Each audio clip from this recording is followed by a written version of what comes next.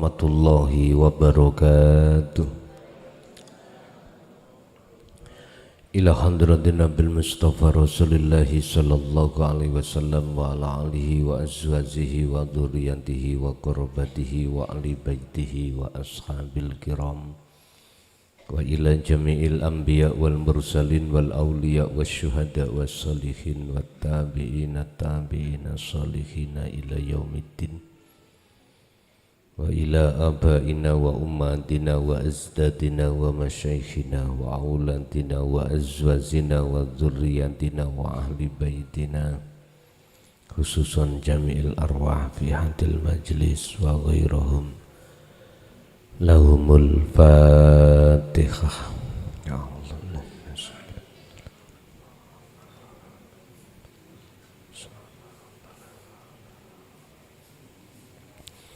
Bismillah, alhamdulillah, la hawla wa la quwwata illa billah. Asyhadu an la ilaha illallah wa asyhadu anna Muhammadan abduhu wa rasuluh.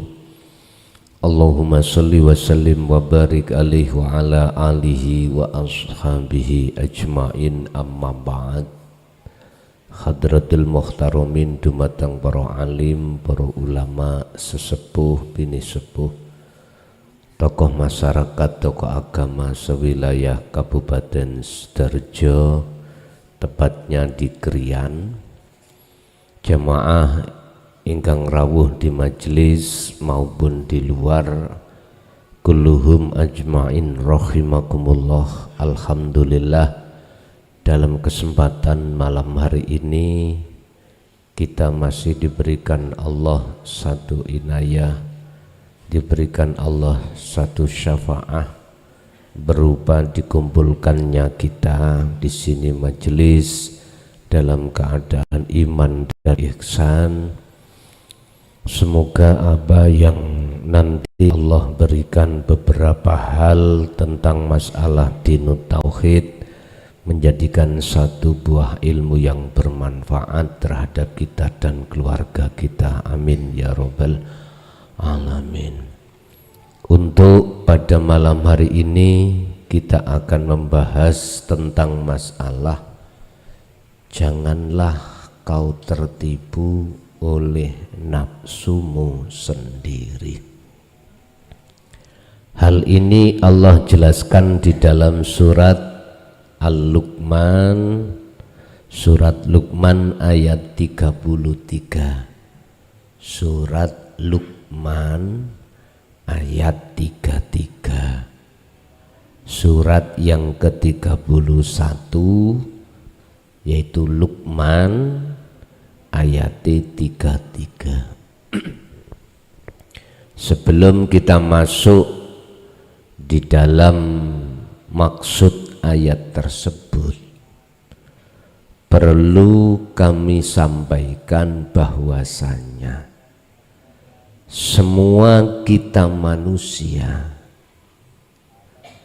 ketika manjing masuk di zona dewasa atau akil balik, entah laki entah perempuan, semua tertipu oleh nafsunya sendiri. Sesuai dengan ketetapan Allah di dalam surat Al-Hijr ayat 39, di mana iblis diberikan Allah kewenangan untuk menyesatkan Nabi Adam dan anak putunya, termasuk kita semua yang hadir. Semuanya, Pak. Nabi Adam juga terperosok, kita juga terperosok. Ketika saat kondisi hati kita selalu tertipu oleh hawa nafsu masing-masing, disitulah Allah memberikan penawar terkait tipu daya hawa nafsu lewat para utusannya yang sampai sekarang diteruskan tabi'inat solihin yang terkenal sebagai guru akhirat.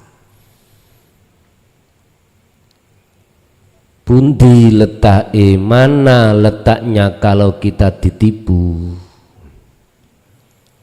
Baik ketika kita beribadah secara murni dan tidak murni, tetap hati kita ngikuti petunjuknya nafsu, karena kita terbuai, tertipu. Buktinya segala apapun tindakan, perilaku, amaliyah dalam diri kita, tanda kalau kita tertipu. Hati kita merasa kalau kita yang melakukan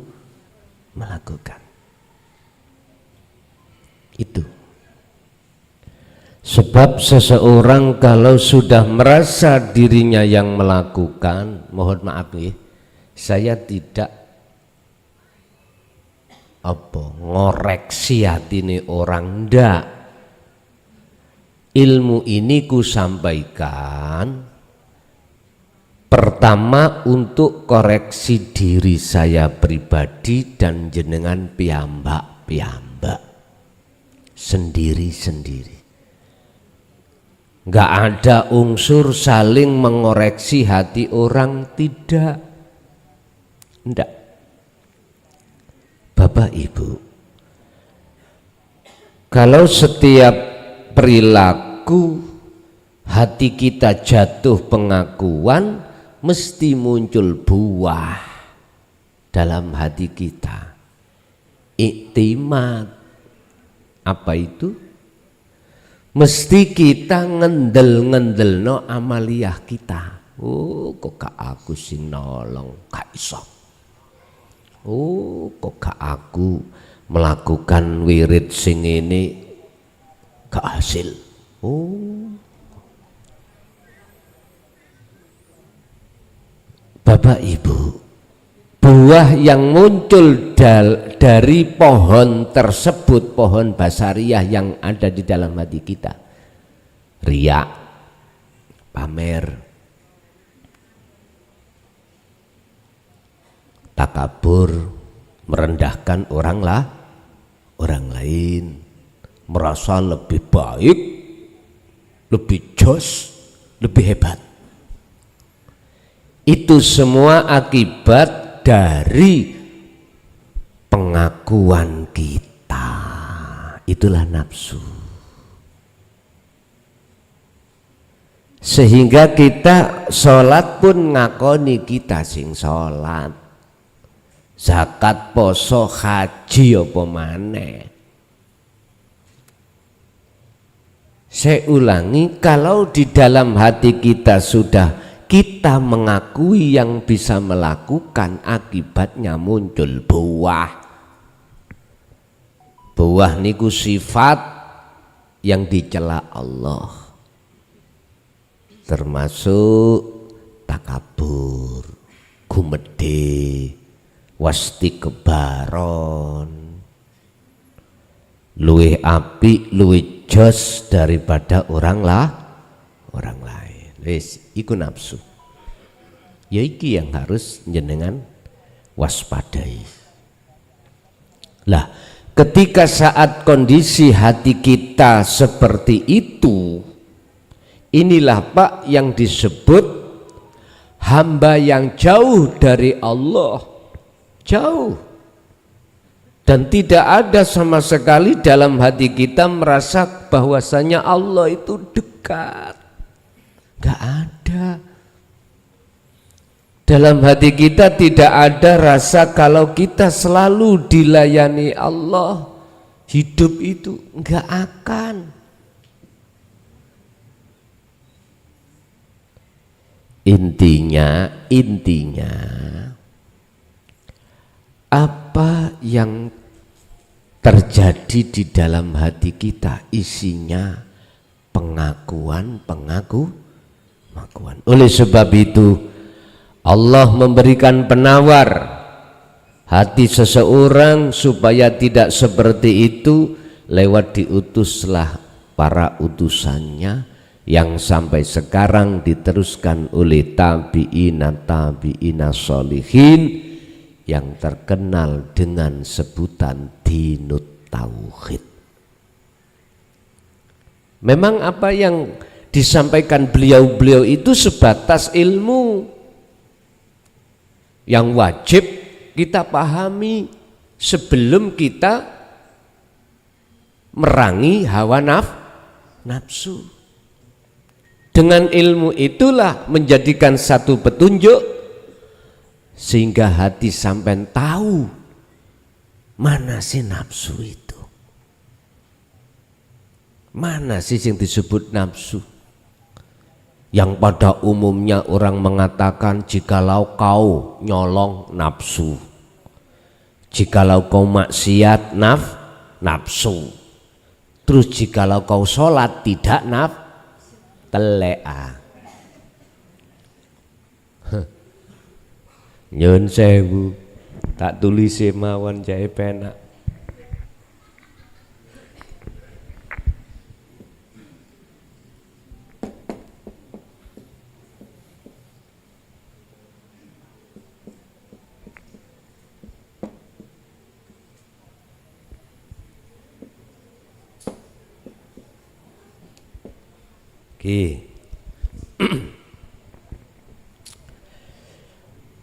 Nafsu iku ndi to? Kalau karakter nafsu iku inna nafsa la amaratum bisu, mesti ngejak atimu lali nang Gusti Allah. Artine lali jenengan iki gak sadar bahwasanya apapun yang terjadi, apapun tanpa kecuali, itu yang menterjadikan cuman hidup di dalam diri jenengan, itulah Allah. Itulah yang disebut Allah, wujudnya hidup yang bukan sifat. Ora iso digambarno dengan sesuatu. Itu loh, gak sadar. Makanya disebut nafsu, artinya diri, aku. Dalam hati kita merasa aku sing ngaji, aku sing sholat, aku sing aku. Diri makhluk, abdun, hamba. Inilah yang disebut nafsu yang harus jenengan lumpuhkan. Pun kenal nggih? Berarti nafsu iku panjenengan piyambek. Disebut nafsu sing ngejak lali, yaitu jenengan piyambak, Anda sendiri. Pengakuan baik di dalam sholat maupun maksiat kesebut nafsu yang mengajak lalai hatimu terhadap Allah. Gak sadar bahwasannya yang memiliki wujud kabeh iku Allah, yang memiliki kehendak semuanya itu Allah, yang memiliki peran semuanya adalah Allah. Gak sadar jenengan. Berarti kita masih dalam keadaan budaknya hawa nafsu. Akhirnya dinut tauhid diturunkan, ceret paham. Setelah paham, maka ada reaksi jenengan fattabi'uni, mengikuti kanjeng Nabi. Apa? Wayattabi'una ahsanahu, mengikuti petunjuk-petunjuk ilmu yang disampaikan guru-guru kita lewat kholwat dzikir itu, maka lama kelamaan keakuan diri hamba makhluk niku ketekan kuru lemah. Akhirnya muncul keakuan diri di dalam hati jenengan, keakuannya Allah. Sadaris. Lakukanlah hal seperti ini sebelum kematianmu datang. Yun sewu Pak. Sekalipun ilmu tauhid, mohon maaf, kalau tidak kita praktekno amalno lewat kholwat, dadine paham kita adalah ahli tahqiq, bisa ini akan mendorong hati sampean iku selalu dalam kondisi budaknya nafsu. Akhirnya merasa alim walaupun ilmu tauhid. Lunggih lo ya, bahaya sampean ngaji nek gak sampean amalkan. Jaduke jenengan rumangsa luweh tahqiq, luweh makrifat ilmu daripada orang lain.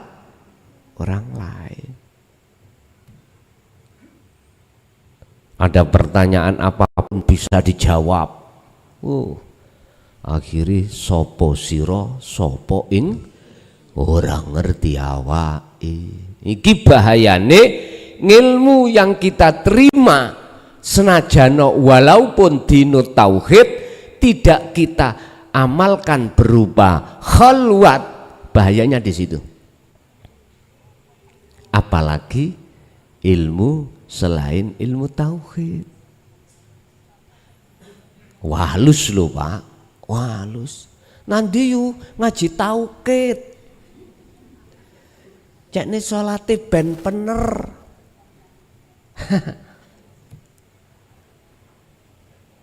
Wis ngajine rawutin. Tapi nek diperintahno wa yattabi'una ahsanahu ngantuk. Moh aras-arasen wis ngaji tok wae. Lumayan besok gandolan sarunge mbahmu. Anak gak bisa menolong orang tua, apalagi orang tua ya juga gak bisa menolong anak nantinya. Yang bisa menolong itu adalah hidup dalam dirimu, yaitu Allah Subhanahu wa ta'ala. Inilah maksud Allah menurunkan dinu tauhid, disebabkan kondisi hati kita masih jadi budaknya hawa nafsu. Setelah itu disampaikan, jenengan amalkan dengan istiqomah, maka muncullah ayat berikut ini, surat Luqman 33. Ya ayyuhan nas, yang dipanggil itu bukan mukmin, menungso semuanya. Artinya apa? Dari agama Islam menerima dinu tauhid, ada unsur ilmu ketuhanan untuk mengesahkan Allah, jelas ada. Dari agama Nasrani, adakah di situ pengajaran tentang ilmu keesaan untuk menunggalkan Allah? Biar nggak ada anak Tuhan, bapak Tuhan, emak Tuhan. Adakah untuk mengesahkan? Yang menjawab jenengan piyambak sebagai saudaraku yang ada di agama Nasrani. Adakah dalam agama jenengan itu pengajaran tentang ilmu untuk mengesahkan Tuhan? Dalam Hindu, Buddha, Konghucu dan lain sebagainya, adakah? Sebab ayat ini yang dipanggil tidak hanya umat Islam, tapi selain umat agama Islam juga dipanggil. Ya ayyuhan nas, wahai para manusia, ittaqu. Loh, mareka sira kabeh lan ketemu Rabbakum ing pangeran sira kabeh dan atau itaku esakanlah padha ngesakno sira kabeh Rabbakum ing pangeran sira kabeh. Basane murad ya itaku dawediya. Sama takutlah kau pada Tuhanmu. Nah, masuk Gusti Allah medeni ngono piye? Tidak. Bahasa yang paling mudah dipaham ayat ini itaku, sama-sama mengesakanlah kamu sekalian Rabbakum terhadap Tuhanmu. Jadi ngomong Allah, esakno Allah itu Sang Yang Widi, Sang Yang Sekerta, esakan. Bagaimana cara mengesakan? Lah ini paling penting.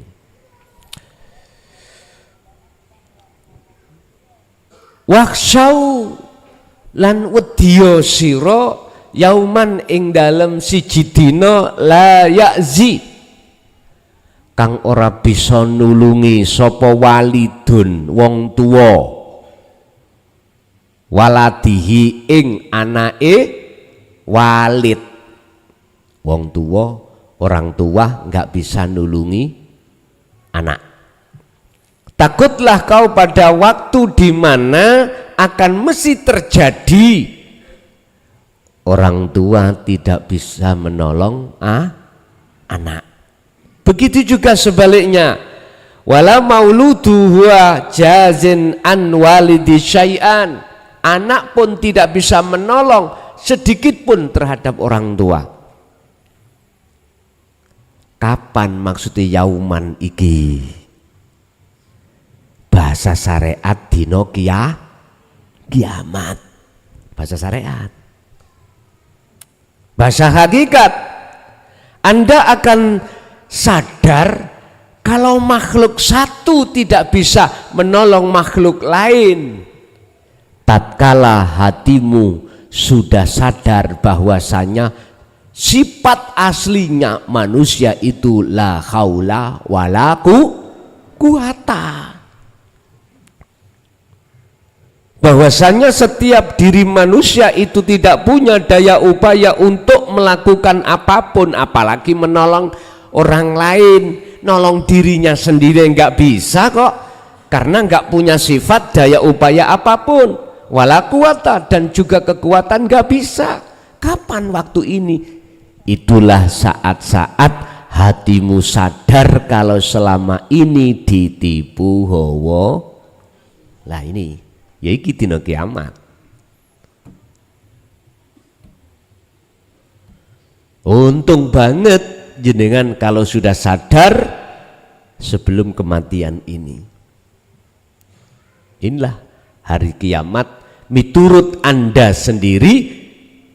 Dari sudut pandang hakikat, selain Allah hancur wis, termasuk diri kita masing-masing. Fana sudah. Ini kan kefanaan ini setelah kita dapatkan ilmu terus laku dengan istiqomah toh, makanya disebut takwa di depan mau. Lah ini. Oh ternyata makhluk lain, makhluk satu terhadap makhluk lain tidak bisa menolong asline. Asline lo ya. Nek palsune memang koyok nulung.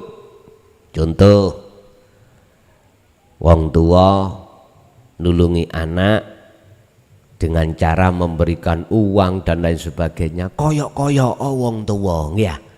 Tapi coba di situ kalau tidak ada urip, nggak ada hidup pada diri orang tua, bisa orang tua ngasih uang? Nggak bisa. Bisa orang tua nyekolahkan anak? Nggak bisa. Asli ini. Tapi manusia pada umumnya itu melihat tidak aslinya. Akhirnya menuduh makhluk itu bisa menolong pada yang lain. Contoh ya, contoh. Tadi sering saya kasih apa? Saya kasih contoh. Depan saya ini ada anggur merah dengan apa ini?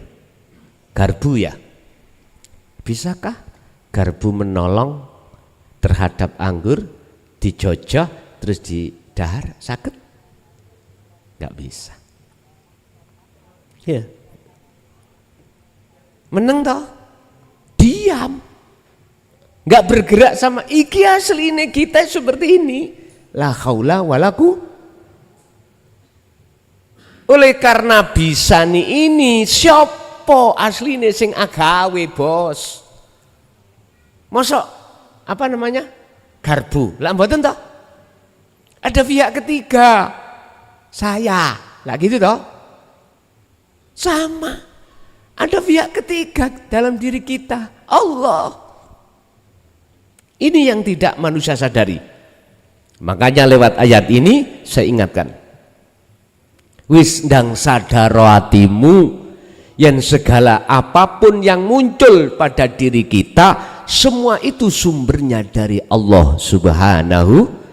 Jikalau hati sudah masuk di situ maka itulah yang kusebut esa. Garbu sudah tiada. Anggur sudah tidak ada.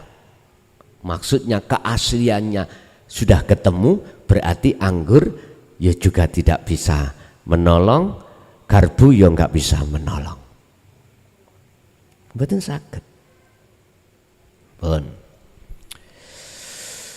Oleh sebab itu, inna wa'dallah hakun. Sak temene janji Allah iku hakun, bener. Mana yang dimaksud janji? Keaslian ini. Anda jikalau betul-betul mengikuti Muhammad dan mengamalkan ajarannya di dalam jalur dinut tauhid, inna wa'dallah hakun, janji Allah pasti benar. Apa? Hatimu akan menemukan satu kebenaran. Oh iya, ternyata bukan saya yang bisa menolong. Oh iya, ternyata bukan manusia yang bisa memberikan daya upaya apapun. Ternyata itu Allah. Apa janjinya Allah di situ?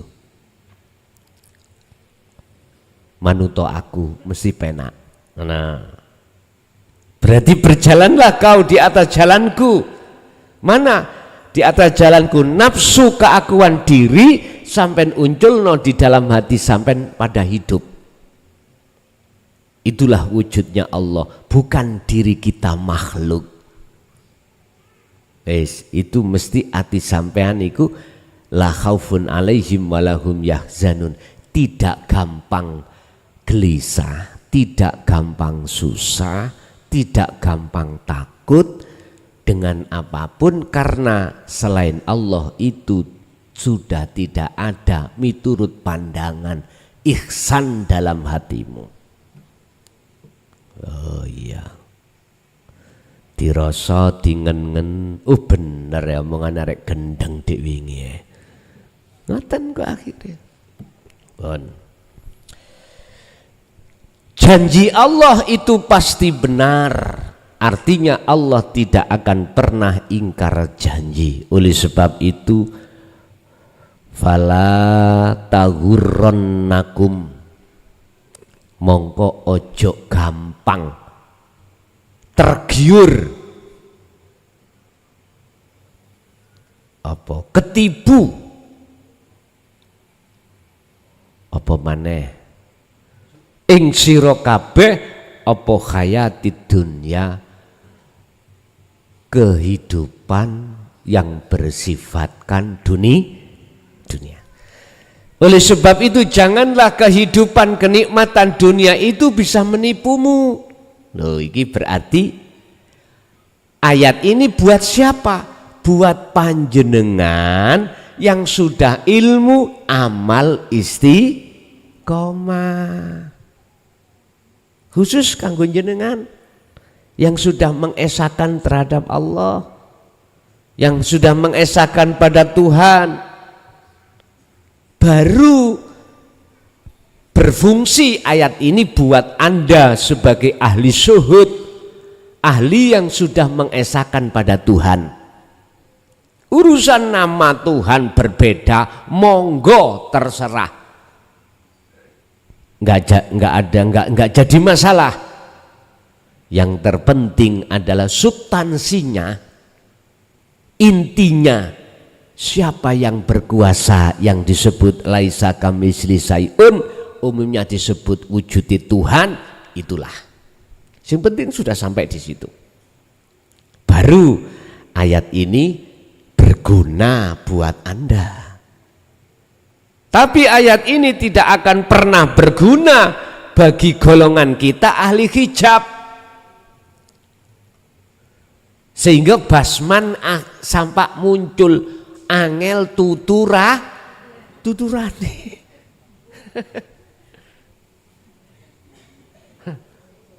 Kalau dalam Quran a'anzartahum am lam tundirhum la yu'minun, tetap dituturi, dinasehati atau tidak, la yu'minun, tidak percaya.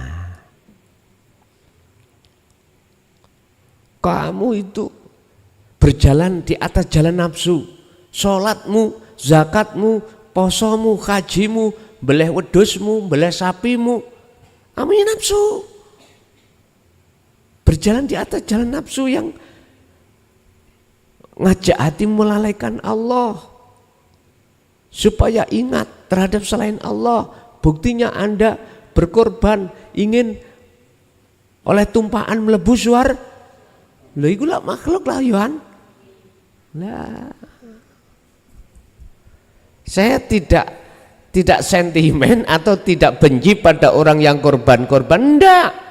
Justru dengan datangnya keterangan ajaran ini supaya Anda ketika berkorban itu betul-betul bagus.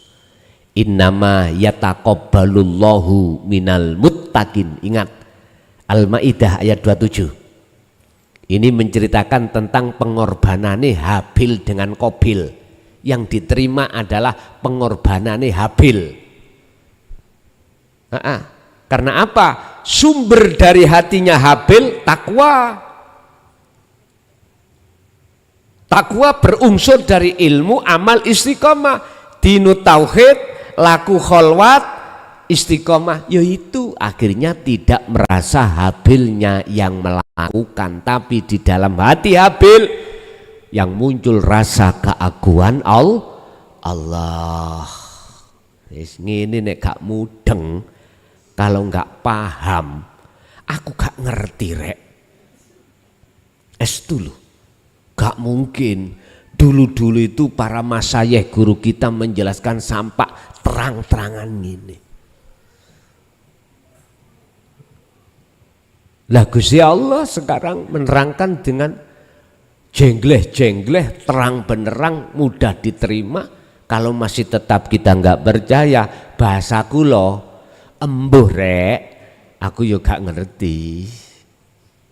Pun di samping kita harus waspada dengan kepentingan hawa nafsu di dalam diri kita lewat ditui, dihidangkan kita dengan kesenangan dunia oleh nafsu.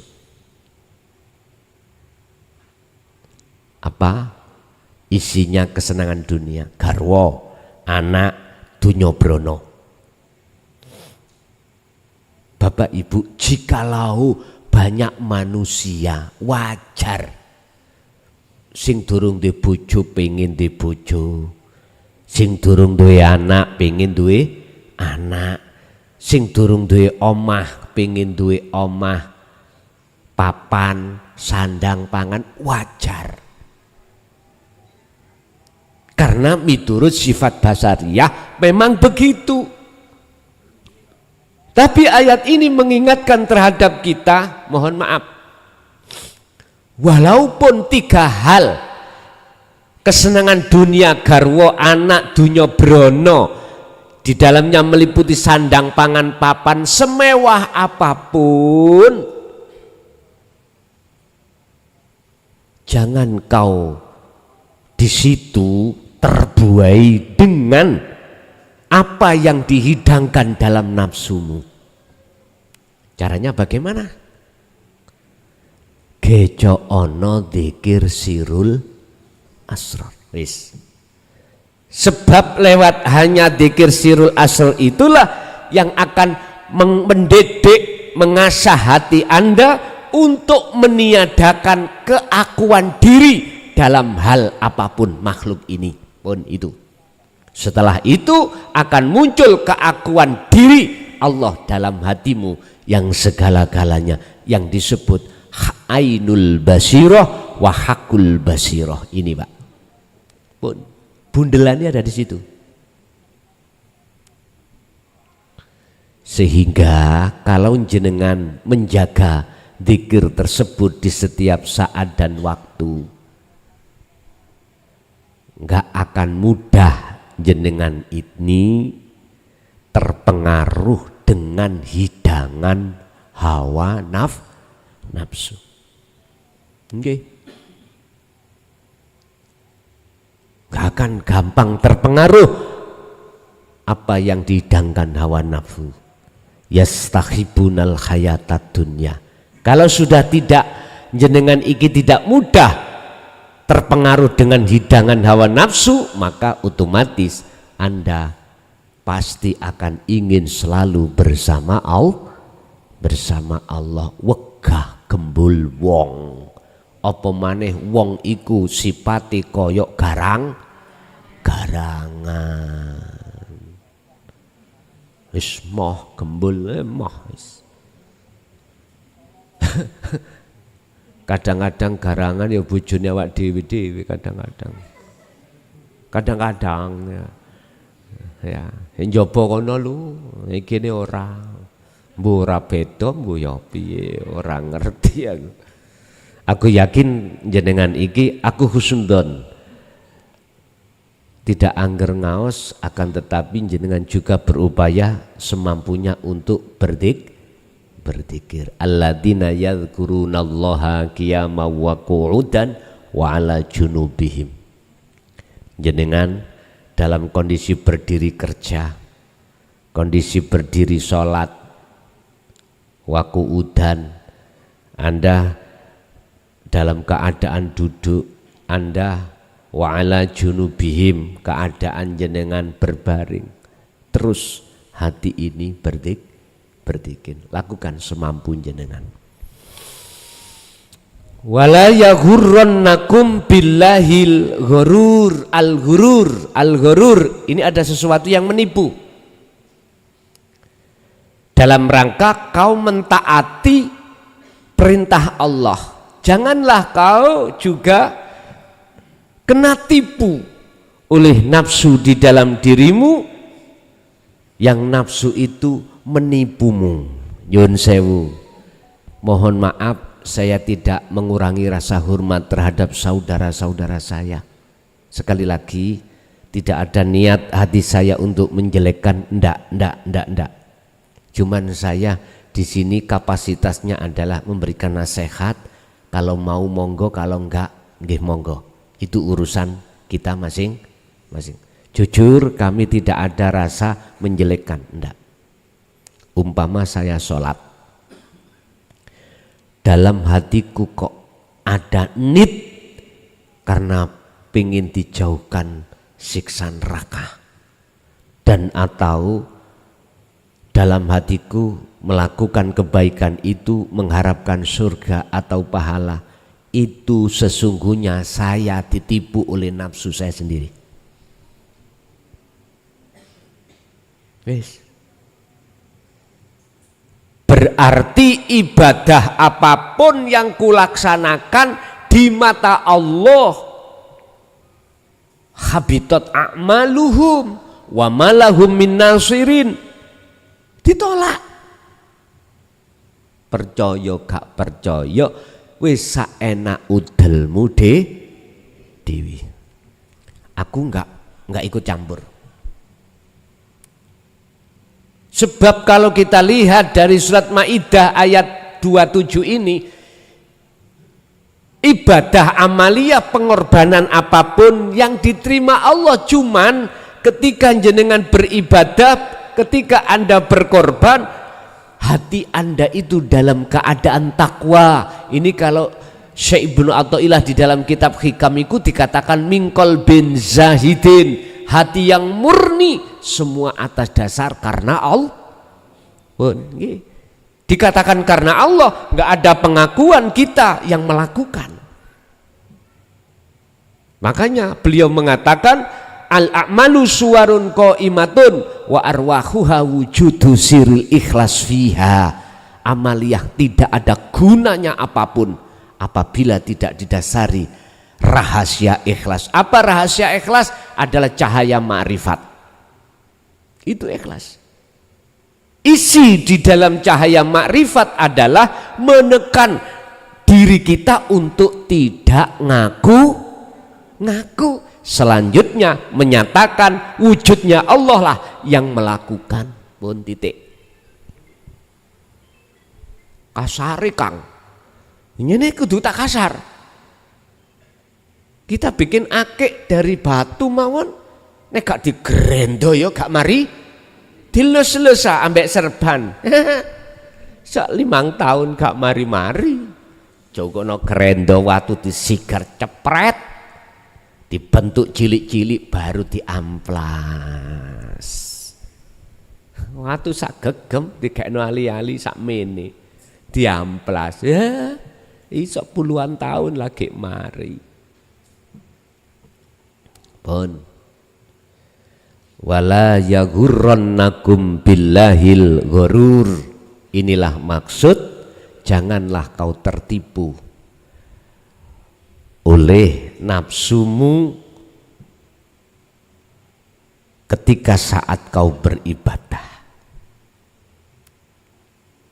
Berarti saya ketika saya ngaji, ketika saya sholat, zakat, poso, haji, apapun, kok ya ning atiku iku ono muncul rasa pangrasa iman aku klason sing lakukan, berarti iki ketipu oleh mesti kula niki ngarepno hatiku pahala, ngarepno hatiku surga, supaya aku dijauhkan dari siksaan lho iku semuanya makhluk wis di mata Allah tanpa guna lan manfaate.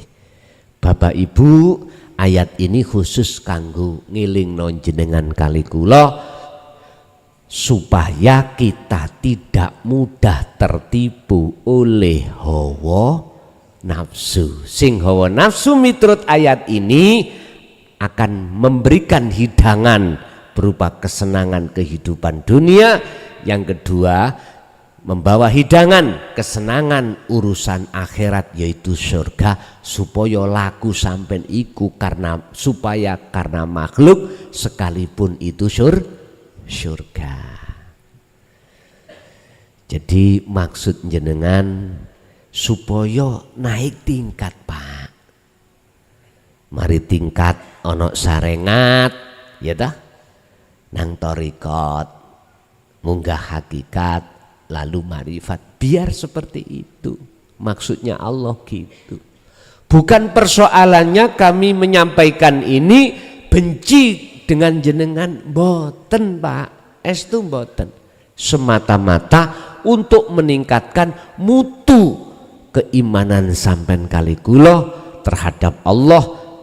Pada akhirnya jenengan iki sampailah pada keahatan Tuhan yang Maha Esa. Bapak Ibu hadirin jamaah rahimakumullah, itulah apa yang bisa kami sampaikan terkait masalah materi. Janganlah kau mudah tertipu oleh nafsumu sendiri, alias waspadalah dengan nafsumu sendiri. Kesimpulannya carane ojo gampang ngerasa ngimani yen kita yang melakukan, munculno yang melakukan adalah hidup dalam dirimu, itulah wujudnya Allah. Berarti Allah dawakat nggih.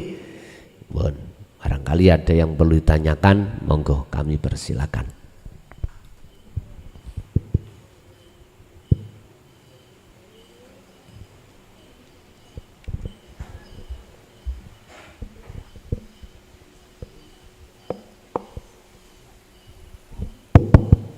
Assalamualaikum warahmatullahi wabarakatuh.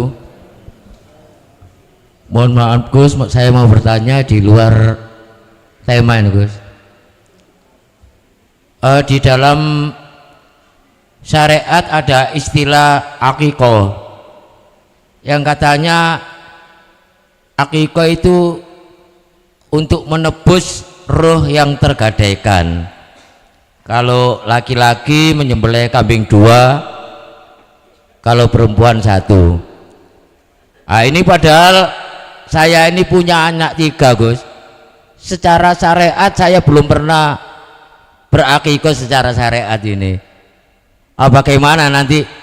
Apakah ini kalau belum pernah saya tebus kan nyantol gaden ini Gus, rohnya ini. Ini saya mohon penjelasannya secara hakikat Gus. Terima kasih. Waalaikumsalam warahmatullahi wabarakatuh. Assalamualaikum warahmatullahi wabarakatuh. Nggih.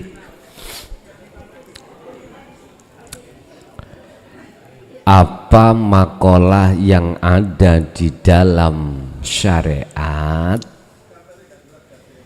iku gak salah miturut makomnya masing-masing. Mengapa harus wedhus? Padahal akeh wong gak iso tuku wedhus. Kok gak petik cilik-cilik ae. Sebetulnya semua ini adalah kinayah, Pak. Kinayah. Sanepan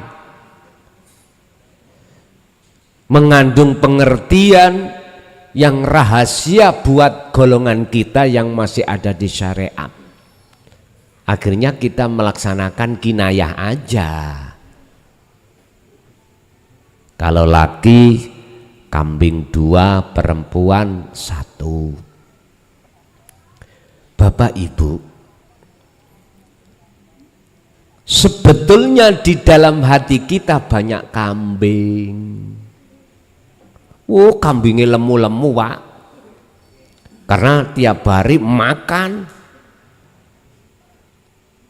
Asale cempe berhubung makan terus jadi kambing. Asalnya pedet berhubung makan terus akhirnya menjadi sapi atik beligon, banteng pisan, akhirnya ngamuan. Sing wedok gak patek nyun sewu, masake telat ngono ngamuk muring-muring, kurang sedep, piring ditomplok segone, mendahno nelongsone ibu nggih Bu nggih. Padha. Wong lanang olehnya memberikan belanja enggak tayoh, 1 bulan dikasih 300.000. Muring-muring. Ngoten apa ibu-ibu Pak? Ya iya wis padha. Dan itu memang proses kita Bapak Ibu. Ada sebetulnya kambing atau sapi di dalam hati kita yang mestinya harus disembelih. Mestinya. Mana sih alasan maksud kalau ruh itu digadaikan? Gini Pak, kembalilah kepada satu ayat. Allah katakan alastu birabbikum qalu bala syahidna. Kita itu pernah berjanji Pak pada Tuhan kita, yang isi perjanjiannya adalah kita akan mengakukan semua ingsunnya Tuhan. Jenengan kan jawab, Allah tanya alastu birabbikum, apakah aku Tuhanmu? Nah ngaten dah, Artinya, apakah semua apa yang terjadi itu aku yang melakukan? Jenengan jawab qalu bala syahidna. Injih leres. Loh, ngono lho. Tapi nyatanya kita sendiri yang ngaku yang melakukan. Berarti kita tergadaikan. Piye carane nebus? Ya belen wedhus di dalam hati kita masing-masing. Dikasih contoh Nabi Ibrahim kalih Nabi Ismail. Mengapa ketika sejarah beliau menunaikan perintah Allah korban itu loh ya, menyembelih Ismail, kok ya Allah mengganti wedhus atau kambing? Kok gak doro? Kok gak pitik? Nek pitik kan enak, banyak yang mampu lah, ngoten nggih. Sipate wedhus kal an'am nyun sewu. Yes ngono kuwi. Sipate wedhus piye? Wis sampean bedhek dhewe. Berarti di dalam hati kita ada seekor bahkan berekor-ekor wedhus. Iya, betul. Kita biarkan ya mana, Pak? Mana? Mohon maaf, makanya didatangkan hakikat ini supaya kita itu menebus. Artinya menebus, kembali ke fitrah, kembali ke perjanjian kita, supaya kita ingat kalau kita itu berjanji dulu didatangkanlah dinut tauhid. Akhirnya dididiklah bagaimana cara untuk menyembelih kambing. Hakikate bukan syariati rupa wedhus itu kambing, bukan. Hakikate berarti Anda harus melakukan bentuk tahalli menuju tajalli, bentuk nafi menuju itsbat, meniadakan akunya makhluk dan menetapkan akunya Allah. Itu jawaban bala syahidna. Nggih, saya hanya menghadap beriman terhadapmu, berarti mengesakan. Sebetulnya iku masih tah yugo sampean secara syariat sampean akikoi. Kalau tidak jenengan arahkan untuk mengakikoi, menyembelih kambingnya sendiri dalam hati, nggih mohon maaf, tadi sudah saya katakan amaliyah apapun itu enggak ada gunanya di mata Allah manakala bersumber dari hati yang tidak bertakwa pada Allah. Titik. Berarti gak usah mbelih wedhus sanepan, ora usah ya ora apa-apa, memange ora ana sing digawe, mboten masalah. Berarti roh kula niku wonten gaden nggih. Nyun sewu, kalau jenengan ini betul-betul melaksanakan akikah hakikat tidak, mboten teng gaden, mboten terpenjara, tidak, mboten. Walaupun secara dohir Anda tidak berakikah. Bila mana juga berakikah, ada yang dipakai, monggo iku luwih apik, syariate mlaku, hakikate ya mlaku. Wong namanya orang, Pak, nggak iso, Pak, semuanya dipaksa untuk akikah. Nggih nyuwun sewu, mboten murah kambing iku bagi kita yang ekonomi menengah masih ada yang lebih penting lah, ngoten nggih. Gak iso, Pak. Makanya di dalam agama Islam tentang akikah itu sunnah muakkad, bukan wajib, sunnah muakkad. Artinya bagi yang mampu monggo disunahkan. Muakkad itu sunnah yang dikuatkan. Kalau ada, kalau enggak ada dicolong-colong no wedhus tangga, beda maneh niki. Pun paham nggih? Nggih.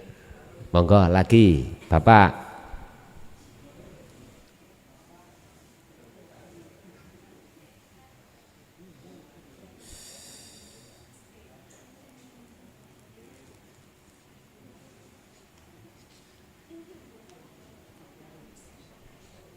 mungkin ngalih datang ibu ya. Bila mana ibu ada, monggo. Ibu tak wenehi 2 pertanyaan, 2 ibu. Mantan.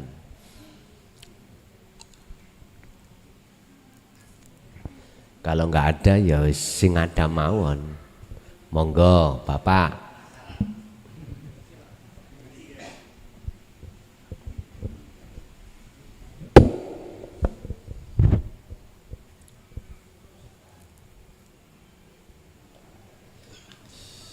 Assalamualaikum warahmatullahi wabarakatuh. Sebelumnya minta maaf diri saya sendiri, khususnya untuk umumnya ya. Saya seorang yang bisa dikatakan belum tahu juga bodoh.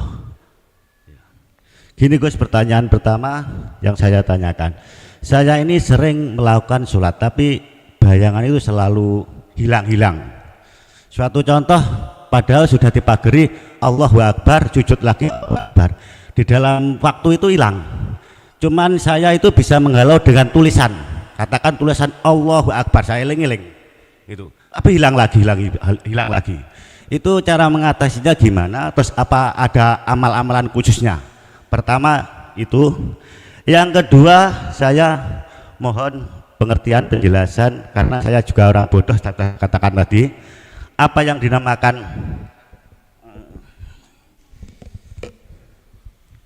syariat, tarikat, makrifat, hakikat. Jadi sementara ini saya bisa mengartikan cuman syarikat aja. Nah, ini aku mohon penjelasannya.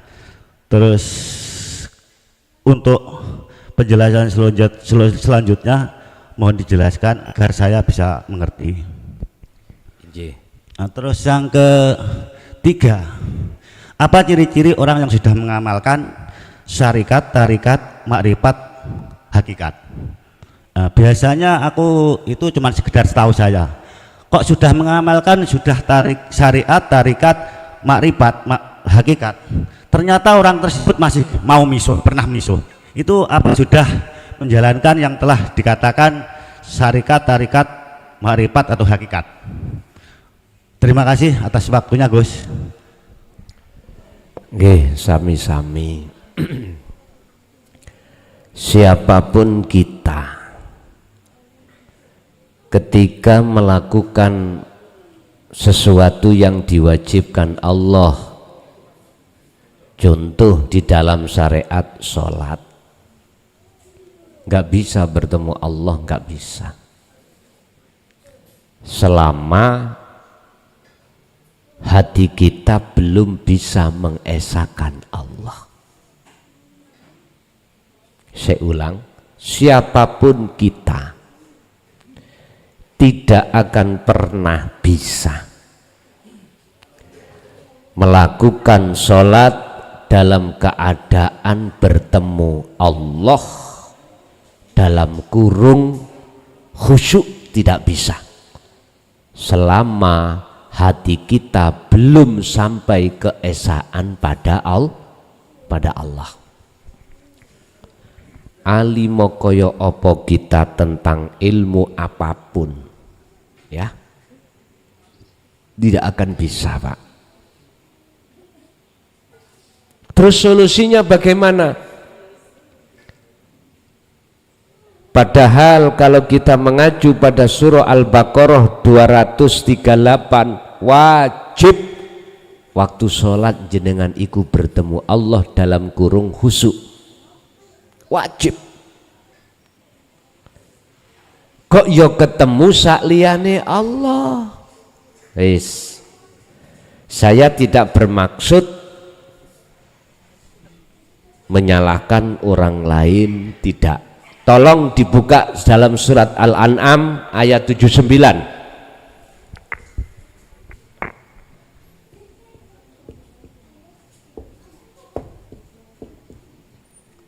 79. Di sini ada dua kelompok seseorang waktu sholat. Pertama bertemu Allah, kedua tidak bertemu Allah. Hukumnya bagaimana? Dalam ayat ini disampaikan.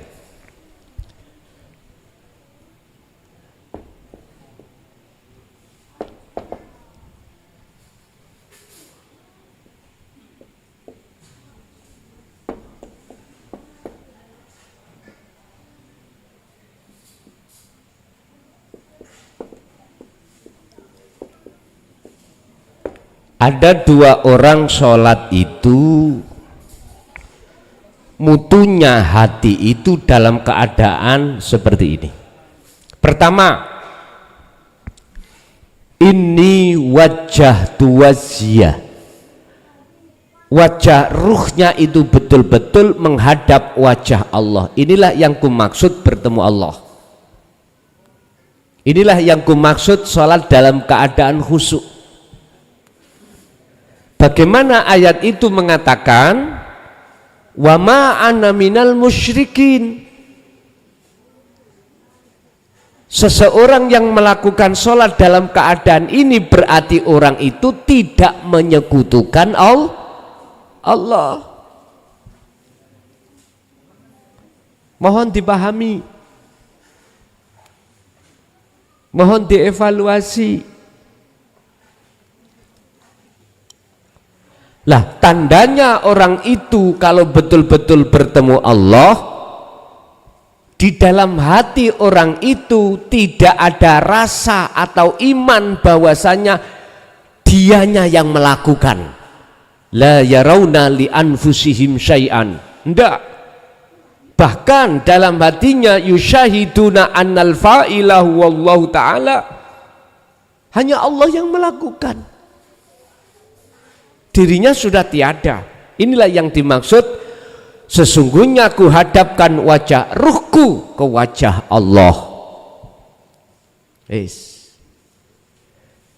Kalau sudah dalam kondisi seperti ini hatiku Pak mesti lalai tentang urusan samawat wal ard, ma fis samawati wa ma fil ardi.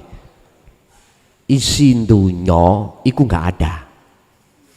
Apalagi lafat Allah nggak ada, sifat ya juga nggak ada,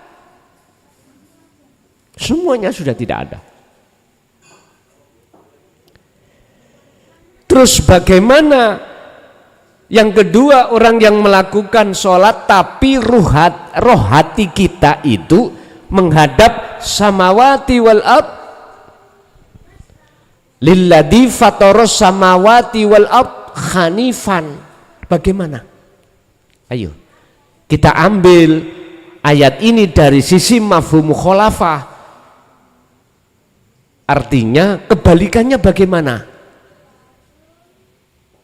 Jawabannya, tatkala siapapun melakukan sholat, hati kita, iki menurut pandangan hakikat loh ya, terus hati kita isinya itu adalah langit dan isinya bumi, otomatis kita nggak bisa bertemu Allah.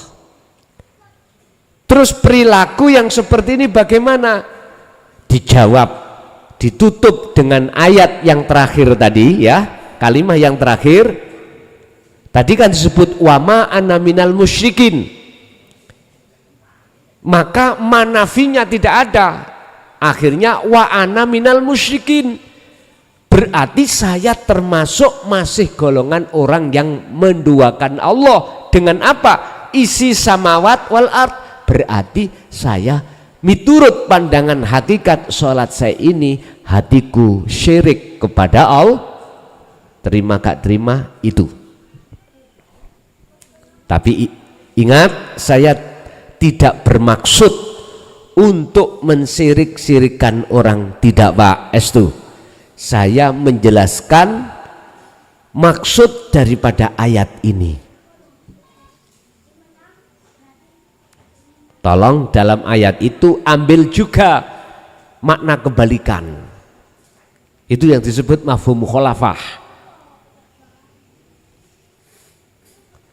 Terus bagaimana caranya supaya dalam hati tidak ada gambar samawati wal ard selain Allah? Bukan lafat loh ya. Maksud saya selain Allah itu bukan lafat, bukan lafat Allah. Biar di dalam hati kita hanya Allah. Yang ku maksud Allah bukan isim, bukan nama, bukan lafat, bukan sifat, bukan zat, tapi aku. Itu bagaimana caranya? Jawabannya jenengan iku di dalam surah Az-Zumar ayat 17-18, dan juga jawabannya di dalam surah Ali Imran ayat 31. Bagaimana? Alladzina yastami'unal qaula wa yattabi'una ahsanahu. Ketika jenengan mendengarkan ajaran Allah di jalur dinut tauhid, imani lalu amalkan. Kalau dalam surat Ali Imran 31, ikutono ajarane Kanjeng Nabi, ojo syariat tok, naiklah ke hakikat supaya bisa sampai ke makrifat bertemu Allah. Itu loh maksudnya. Pun. Jadi intinya seperti itu Pak. Caranya bagaimana? Itu tadi. Jenengan kali kula hati ini wajib menerima pengajaran ilmu untuk mengesahkan Allah, yaitu ilmu tauhid, untuk supaya bisa makrifat pada Allah. Wis, itu yang pertama. Yang kedua, apa maksud syariat thariqat hakikat makrifat? Mohon kalau jelaske. Syariat itu adalah ilmu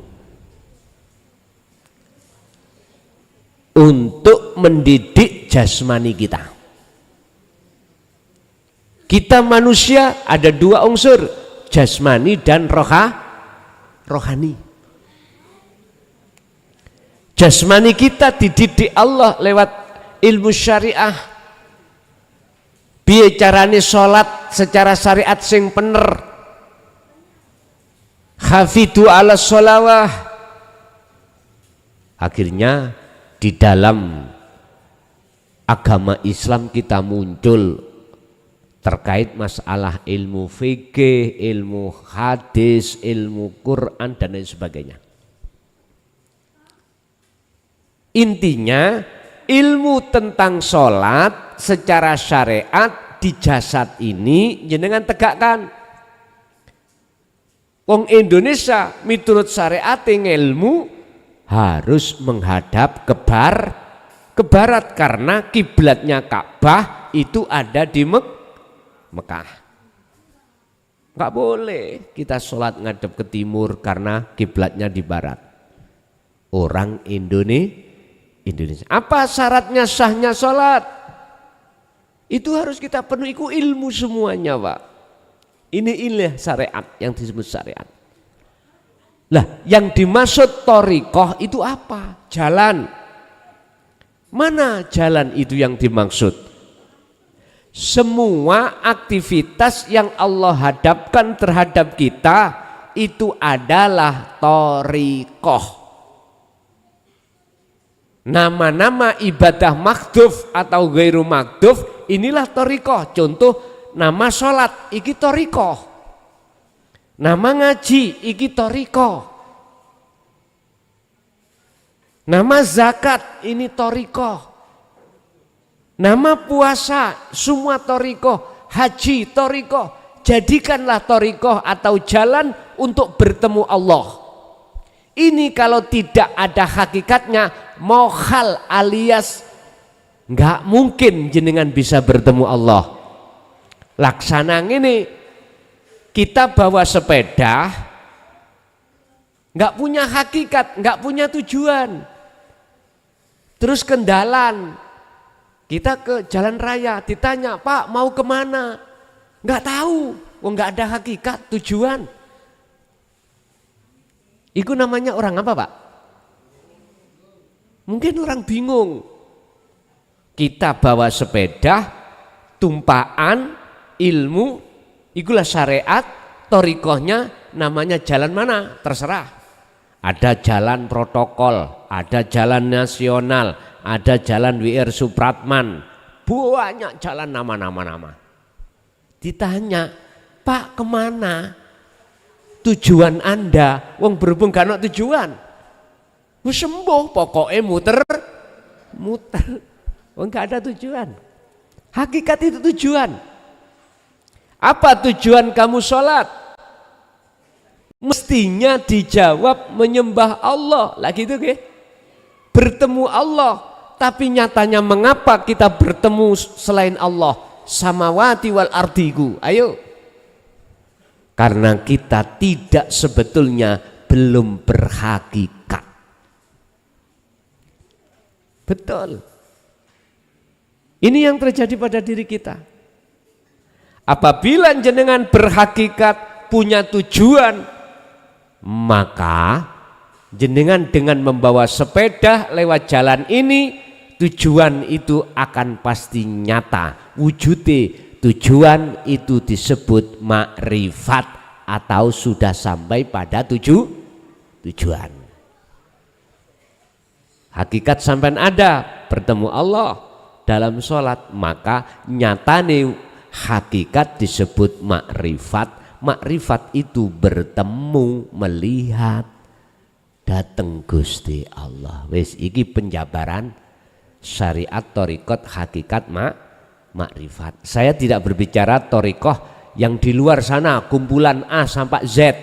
Ndak. Sekali lagi saya bicara thariqah hakikatnya itu seperti ini. Kumpulan-kumpulan di luar sana yang katanya muktabaroh, nggih mohon maaf. Ya kita tanyakan, apakah betul ketika suluk sudah sampai bertemu Allah? Ketika berthariqah itu kita jalan sudah sampai wusul pada Allah? Udah sampai jawab sendiri dalam hati jenengan berpuluh tahun. Kita berthariqah A sampai Z, pertanyaannya sudahkah ke makrifat? Tak jawab.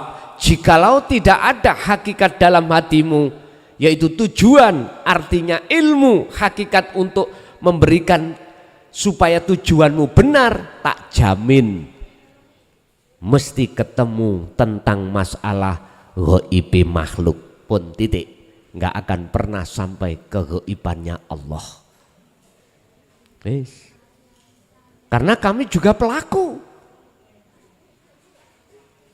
Saya tidak benci terhadap thariqah-thariqah, enggak. Cuman saya kasih masukan supaya kita berpuluh tahun ketika berthariqah itu estu bisa wusul terhadap Allah itu bagaimana. Yes. Yes, itu yang kedua. Lalu yang ketiga, apa tadi aku lupa? Hah? Misuh. Oh iya. Tanda-tanda orang bermakrifat iku kok kadang ono sing misuh. Nah, iku piye? Apakah itu termasuk wong makrifat? Ngetan. Kenalilah dulu apa nafsu dalam diri kita. Kalau kita sudah kenal nafsu dalam diri kita, maka kita akan berupaya untuk melumpuhkan nafsu dalam diri kita. Kalau sudah lumpuh, maka muncullah keakuan Allah. Kalau muncul keakuan Allah, maka di situ tidak ada batasan. Bisa. Yang namanya ahad Allah itu bisa dibatasi apa Mbak? Mboten Mbak?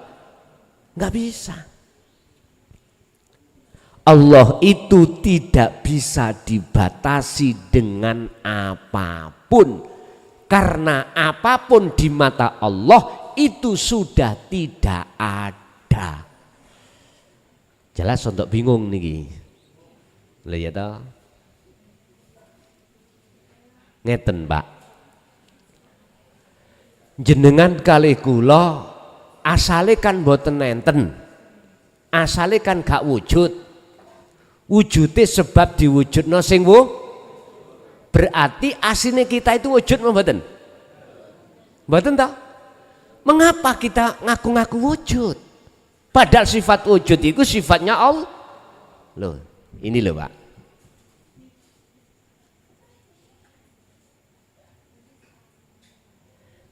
Kita mengaku wujud itu karena alladzi yuwaswisu fi sudurinas.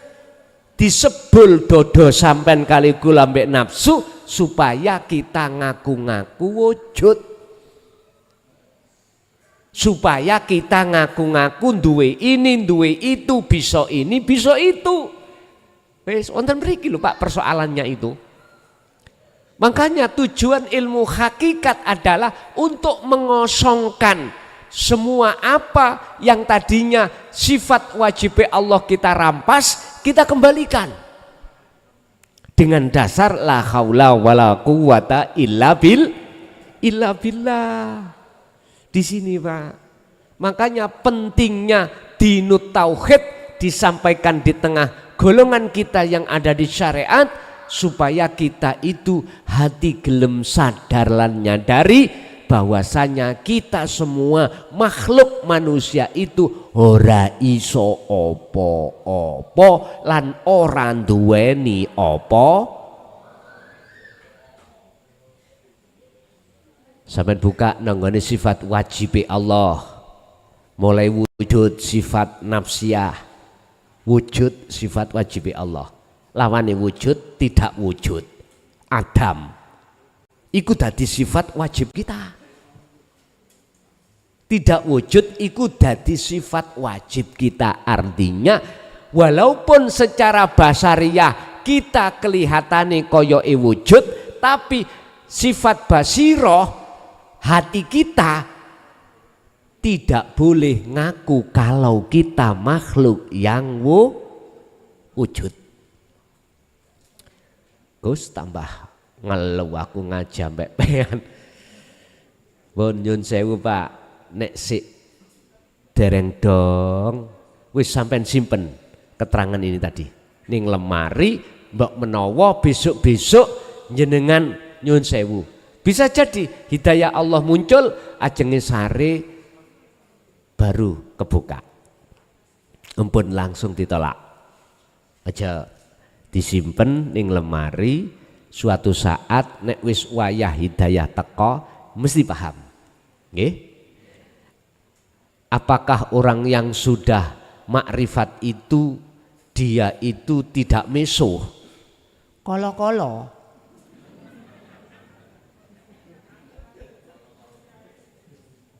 Ngerti kolo-kolo nggih? Wis tandane makrifat ya apa? La yarauna li anfusihim say'an. Dalam hatinya sudah tidak ada rasa keimanan kalau dirinya yang wujud, dirinya yang melakukan. Yang kedua, yusyahiduna annal fa'ilahu wallahu ta'ala. Justru dalam hatinya keakuan Allah. Yang nomor tiga, tatmainul qulub.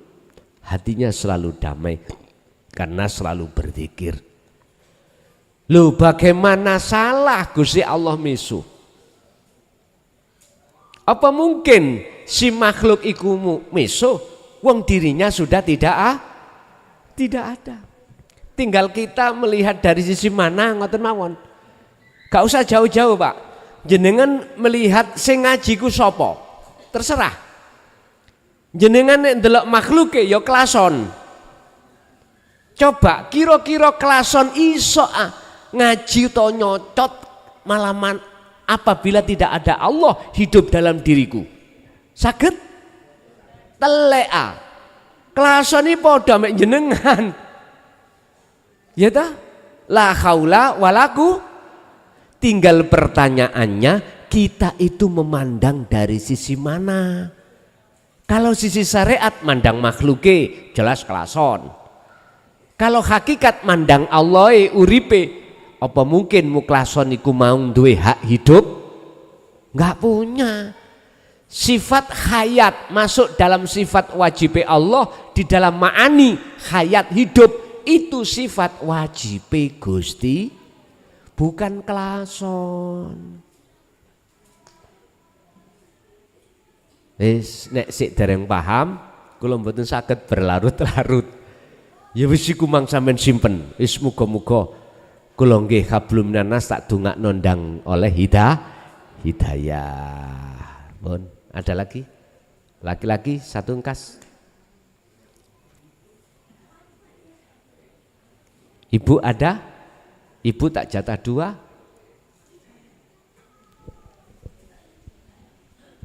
Nah, ayo bapak-bapak. Assalamualaikum warahmatullahi wabarakatuh. Terima kasih atas waktunya mengikuti kajian yang Ustadz sampaikan. Memang kita masih merasa bingung, tapi paling enggak sedikit kita bisa menangkap. Nah, keterkaitan dengan meniadakan keakuan aku menuju keakuan Allah. Dalam pemahaman di sini, ketika kita dalam keadaan sakit, tentunya kan badan kita yang merasakan. Itu bagaimana cara istilahnya menyikapi keadaan yang ada itu. Terima kasih. Assalamualaikum warahmatullahi wabarakatuh. Waalaikumsalam warahmatullahi wabarakatuh. Sakit sembuh iku makhluk mboten? Makhluk. Sakit sembuh iku makhluk. Sugih melarat balak nikmat makhluk, taat maksiat semuanya makhluk. Terus yang berperan siapa? Walillahil masyriqu wal maghrib. Walillah lan iku tetep kedue Allah. Yang dimaksud Allah itu adalah laisa kamisli syai'un, hidup yang ada pada makhluk. Sebab innallaha bikulli syai'im muhit, sesungguhnya Allah itu meliputi atas segala hal apapun makhluk. Itu tadi. Urip niku ngenal lara mboten? Wonten lara urip wonten urip lara? Sing sakit itu adalah makhluk. Terus bagaimana ketika saat kita sakit terus merasakan keakuannya Allah, apakah Allah itu sakit? Lihatlah hidup. Sama dengan ketika jenengan iki bertoat. Ketika saat jenengan iki dikatakan syariati toat, syariati maksiat, balak, nikmat, sama sebetulnya. Mosok sih aku Allah loro sembuh iku nama iki si makhluk. Lu sinten yang berkuasa di dalam sok loro lan sembuh, sehat lan sakit? Siapa di dalamnya? Sehingga kalau jenengan sudah masuk di dalam akunya Allah, maka tidak ada sebutan loro, tidak ada sebutan sehat. La ibsorun wa mubsorun wa basarun. Dikatakan wong sing wis makrifat adalah sudah fana wongi yang melihat mata, salike hilang makhluk tadi, nama Allah hilang, terus nama apa? Sudah tidak ada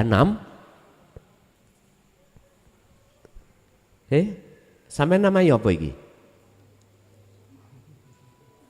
Halo? Kosong gak nama?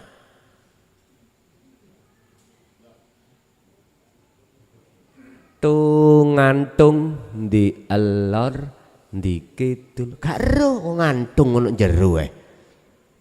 Ngertos antung sampean? Sebelum jadi kupu-kupu itu disebut antung topo. Tidak tahu arah. Artinya tidak ada sebutan mana barat, mana timur, mana utara, mana selatan. Enggak iso. Podo jenengan ya. Jenengan sampai mlebu goni bagu. Dicancang terus digandolno ning peneret. Sampai tidak akan pernah tahu mana utara, mana selatan. Artinya nama-nama apapun sudah tidak ada. Dan ini wajib.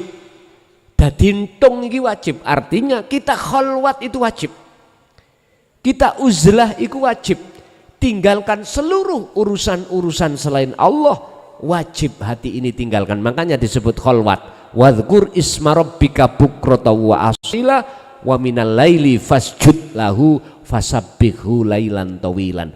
Tidak pagi, tidak siang, tidak sore, tidak malam, terus Rasulullah itu berzikir.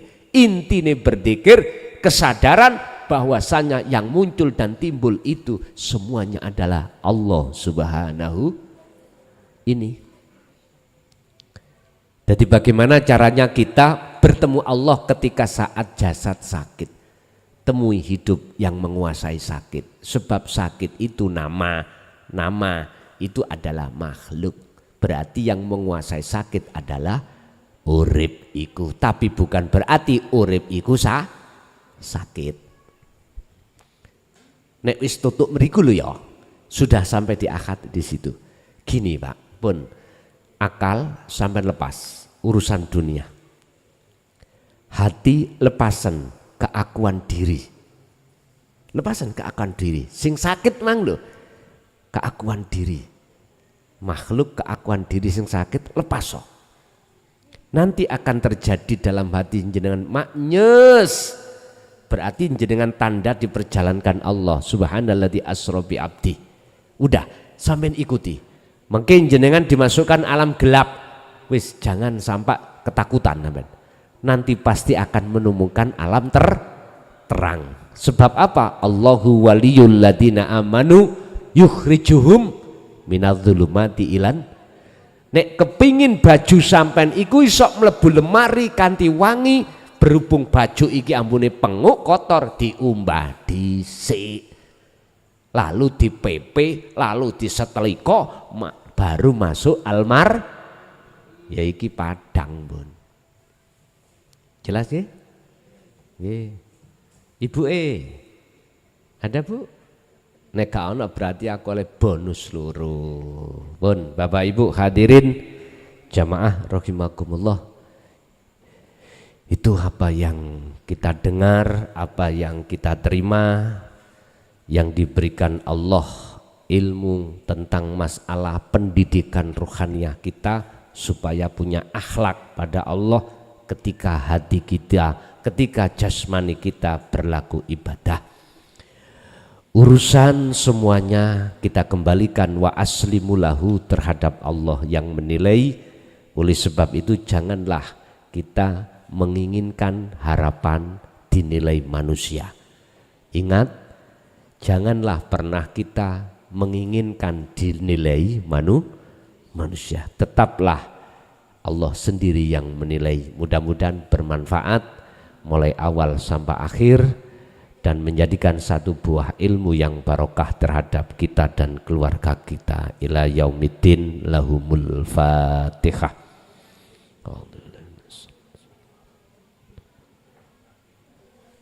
Akhirul kalam. Assalamualaikum warahmatullahi wabarakatuh.